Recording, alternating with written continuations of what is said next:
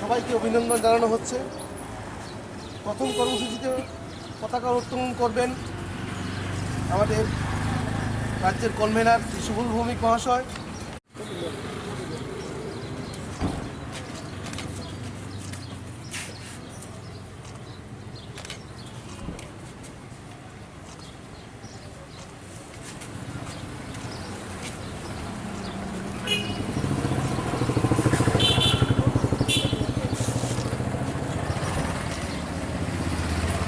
বন্দে মাতরম, বন্দে মাতরম, বন্দে মাতরম।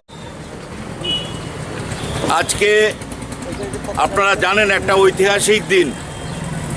আমরা স্বশাসন পেয়েছি, পূর্ণ রাজ্যের মর্যাদা পেয়েছি।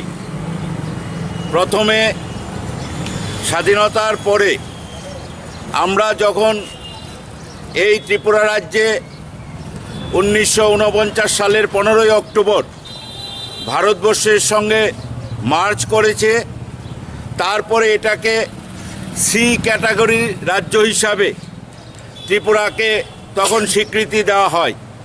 পরবর্তী সময়ে কেন্দ্রশাসিত অঞ্চল রূপে সেটাকে উন্নীত করা হয়। 1972 সালের এই আজকের দিনটিতে 21শে জানুয়ারি আমরা পূর্ণ রাজ্যের মর্যাদা পেয়েছি, স্বশাসন পেয়েছি।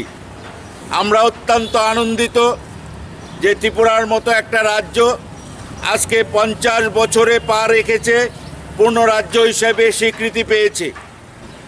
কিন্তু পূর্ণ রাজ্য হিসাবে আমাদের পিছিয়ে পড়া রাজ্য, আমাদের রাজ্যে অর্থনৈতিকভাবে সামাজিকভাবে আমরা অত্যন্ত পিছিয়ে আছি। সেই রাজ্যকে দীর্ঘ কমিউনিস্ট পার্টির শাসনে এই রাজ্যটা পিছিয়ে গেছে। পরবর্তী সময়ে ভারতীয় জনতা পার্টির যে গত 4 বছরের শাসনে দিনের পর দিন এই রাজ্যের মানুষের আর্থ সামাজিক রাজনৈতিক পরিস্থিতি অত্যন্ত দুর্বল হয়ে পড়েছে।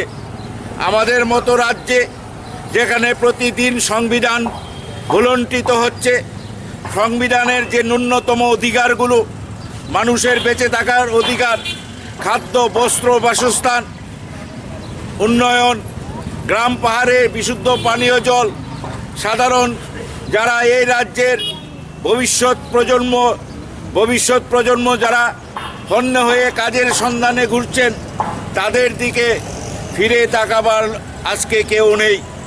এই রাজ্যে পূর্ণ রাজ্যের মর্যাদা আমরা পেয়েছি, কিন্তু সম্পূর্ণভাবে অর্থনৈতিক, রাজনৈতিক, সামাজিক স্বাধীনতাটুকু আমাদের রাজ্যে নেই।